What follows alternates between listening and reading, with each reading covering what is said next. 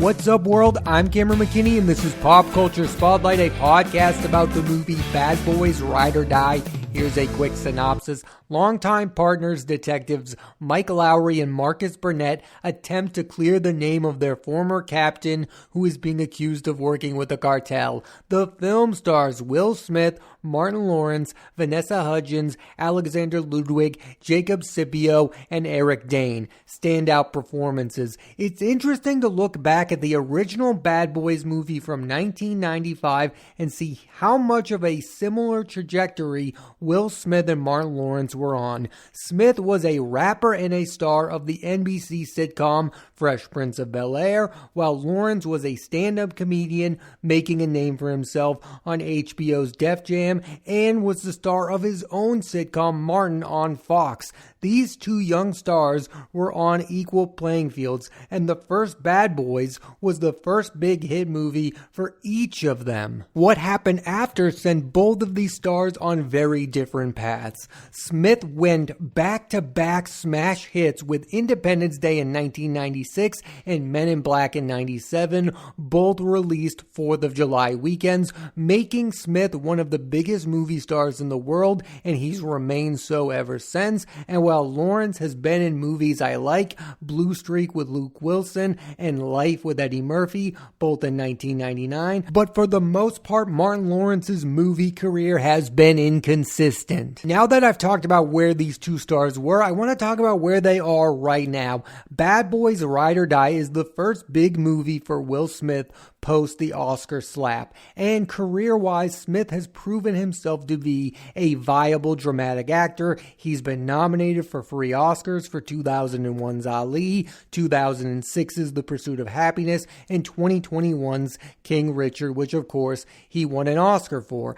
I was also really impressed with his work in Emancipation, but what Will Smith really excels at is being a movie star who carries big studio movies. You can see that in his work in Independence Day, Men in Black, the Bad Boy franchise, and you can also see it with his recent filmography. He was one of the best parts about 2016's Suicide Squad, alongside his Focus co-star Margot Robbie, and 2019's Aladdin as the genie. His interpretation of that beloved character is the only thing in that movie that really stood out for me. Will Smith being banned from the Oscars might be the best thing that ever happened to his career, because I was getting disinterested in him doing dramatic work. I want to see funny Will Smith, who happens to be one of the most charismatic movie stars working today. I want him to be in franchise movies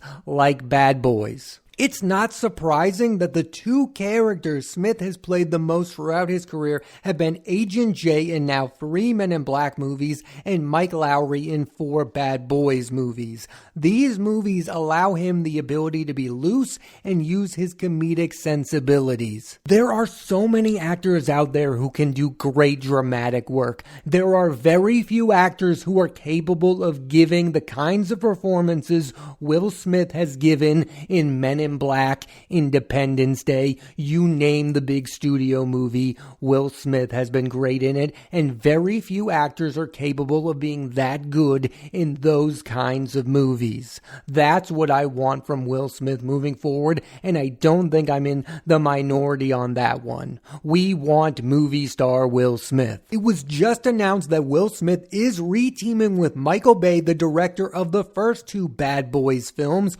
on a new movie called Fast and Loose, and this is an example of a movie I want Will Smith to be in. He's the perfect lead for a Michael Bay movie, a film with an insane premise but needs an actor to sell it, and no actor is better at selling a movie than Will Smith. I did want to mention that I just watched a Will Smith movie, Gemini Man, from director Ang Lee, and I really like that movie. I think that is a movie that is misunderstood by critics. I don't don't think we reward ambitious movies enough. That movie is going for something different, and I think it just about gets there. Mary Elizabeth Winstead is also great. She has really good chemistry with Will Smith in that movie. I recommend you watch Gemini Man. It's a good flick. As for Martin Lawrence, he's funny in the role of Marcus, and he and Smith still clearly have chemistry that buddy cop movies desperately need, but I do find watching these last two Bad Boy films that Smith is clearly carrying these movies. So this is something I wanted to talk about. I find it really fascinating that critically these last two Bad Boys movies have fared a lot better than the original two, both on Rotten Tomatoes and by movie critics alike. I just find that kind of odd because I grew up thinking that we were all in favor of the original Bad Boys films. They were really fun. They had emerging stars. Will Smith, you could see he was a star the minute you watched that movie. Those two films are also kind of like the only R-rated movies he had done. I mean, he was kind of being a different kind of funny Will Smith than the guy we watched on Fresh Prince of Bel-Air. We all think of Will Smith as a family-friendly movie star. In the first two Bad Boys movies, he is giving a really raw performance, unlike other Will Smith performances. I don't know if I'm in the minority or the majority, but I prefer the first two Bad Boys movies over the latest two, and I like the latest two movies. They are fun movies. They are giving Will Smith a lot to do. Again, I don't think they're giving Martin Lawrence a whole lot to do other than just be the now comedic sidekick. I mean, he was on equal footing with Will Smith in the original two Bad Boys movies. My take is this, that at the time of those movies' release, there were some people who were down on director Michael Bay, and there will always be people who were down on Michael Bay. There are people who will diss his Transformers movies. I really love the first one. Everyone he made after that is pretty bad. But I love The Rock. I love Armageddon. I have always been super high on Michael Bay. He brings a certain thing to a movie you just don't see all of the time. His two Bad Boys movies were just more chaotic and insane, and you just didn't know what to expect scene from scene. And I just think that these last two movies are just more calculated. I know it's an insane thing to say about a movie that does have a crocodile who comes out of nowhere, but I just kind of feel like these last two Bad Boys movies have been like other buddy cop movies, whereas the first two Bad Boys films felt like something original, and I think a lot of that had to do with Michael Bay directing them. Put me in the camp of I don't understand why we made these movies without Michael Bay directing them. I thought this was his franchise. I thought it was the ultimate Michael Bay franchise, and I would still watch another Bad Boys film directed by Michael Bay in a minute. And that's not against the directors of this movie. They did a really good job. Bad Boys Ride or Die is an adequate action film. And I liked Bad Boys for Life a lot. I just thought that the original two Bad Boys films did something different than other buddy cop movies. Again, they were so chaotic. Here's what I liked about Bad Boys Ride or Die. The action is very entertaining, and the banter between Smith and Lawrence is still top notch. Here's what I don't care for, though. The last two movies have failed to develop a third character for the audience to care about in the film. Smith Lowry has a son who's a bad guy, somewhat turned good guy. He's underdeveloped, and the third face of the franchise, Joe Pantoliano as Captain Howard, was killed in the last movie. What I liked about Beverly Hills Cop Axel F is the movie was able to add a new star to it in the form of Joseph Gordon-Levitt. That's what the Bad Boys films need. Pair Smith and Lawrence with a younger star. I keep getting back to this. The whole selling point for this movie is that it stars Will Smith. And it's kind of crazy that's still enough that he's able to carry an entire franchise. But I think at some point, if all you're going to do is just keep making buddy cop movies with Will Smith and Martin Lawrence, the audience is going to become disinterested. Develop a third character. Like, this movie just has zero interest in developing developing anyone else into a character that you care about whatsoever. It forces you that all you want to do is spend time with Will Smith and Martin Lawrence, and at some point, that's not going to be enough. We're going to want to see something different. And it's like, fine, if you're not going to give them a new younger partner to work with, give them a real villain. The villain in this movie is played by Eric Dane, who I think is a good actor. He was really good in Euphoria, but he's given absolutely nothing interesting to do in this movie. Another reason why I like the original Bad Boys movies more is that they did develop other characters outside of Will Smith and Martin Lawrence that you cared about. Téa Leoni is really good in the first Bad Boys movie, and I actually like Gabrielle Union in Bad Boys 2. A movie that also has Peter Stormare and Michael Shannon, not to mention, again, Joe Pantoliano, who's been in every Bad Boys movie. Now that that character is missing, you need another character that the audience wants to see. This movie, Bad Boys Ride or Die, has a weird cameo appearance from Tiffany Haddish. It's like, fine, if you want Tiffany Haddish in your movie, give her a real role. I just wanted another performance that I cared about other than Will Smith's and Martin Lawrence's, and the movie didn't give me that, and I think it's the biggest failure of the film. Box office, Bad Boys Ride or Die made over $404 million. That's the second highest total for the franchise, only behind Bad Boys for Life. Crazy that the highest grossing Bad Boys movie came out during the pandemic. What this movie's success signifies is they are going to at some point make Bad Boys 5, and I'm okay with that. They can continue to make these movies as long as they want. However, I would like them to shake things up a bit, mainly by, again, coming up with different characters. This movie was also a case test for Will Smith, that after the slap, he is still viewed as a major movie star. I mean, he is the selling point for this movie. You can't tell me that this movie made over $400 million because of Martin Lawrence.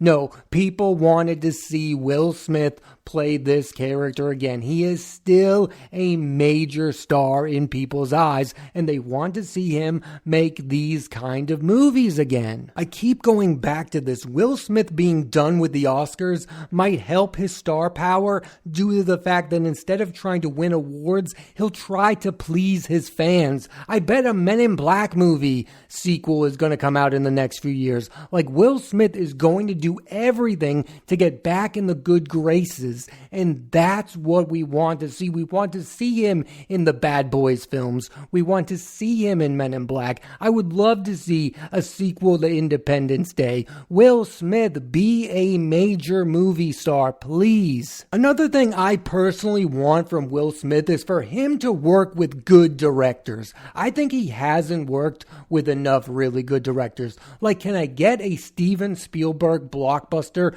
that stars Will Smith? I mean, wouldn't that be what we all deserve? The best director working with one of the best movie stars. That way you can give us a quality movie that everyone will see. Another guy I'd love to see Will Smith work with is Christopher Nolan. Like, that's the kind of director you want to see Will Smith work with, because he can be in a blockbuster that's also going to be really good. That's what Will Smith deserves. I don't need to see him in an Oscar movie that not enough people are going to see. I don't just need to see him in giant blockbusters. I would love to see him in a big studio movie made by somebody who I believe is a brilliant director. Could you imagine Will Smith starring in a Jordan Peele movie? That's what I'm talking about. It's like, let Will Smith have fun and be a movie star, but also let's have him be in really good movies. I do want to talk about producer Jerry Bruckheimer, who's produced the Bad Boys franchise. I mean, he's been on quite a run lately.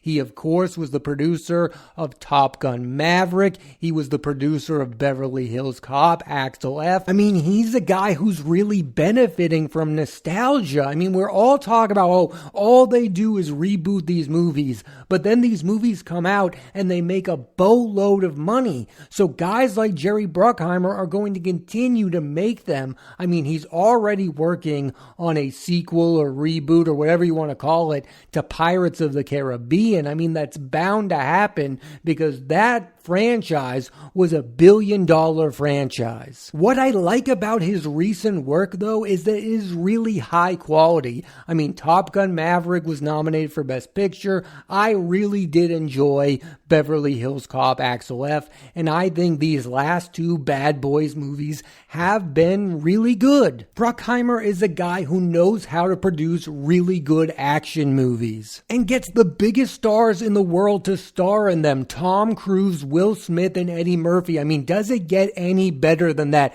I mean, he's really helped reignite this idea of movie stars. I mean, he's given us back these major movie stars. We thought we were done with some of them, but now they're all back. They're at their height of their powers, and we want to see more from all three of them. And Jerry Bruckheimer deserves a lot of credit for that. This movie is not only a victory for Jerry Bruckheimer and Will Smith, but I also view it as a victory for Martin Lawrence, as he's now been given the opportunity to star in a sequel to Blue Streak. The success of these last two Bad Boys movies have made it so that we live in a world where once again Martin Lawrence can lead a movie. And I'm not gonna lie, I never thought we would live in that world again. I mean, The Big Mama's House was a failure. I didn't like those films. He's made some films that, let's just say, aren't very good. I also find it so wild that we are also in a place where there are so very few comedic movie stars that once again Martin Lawrence is going to be the lead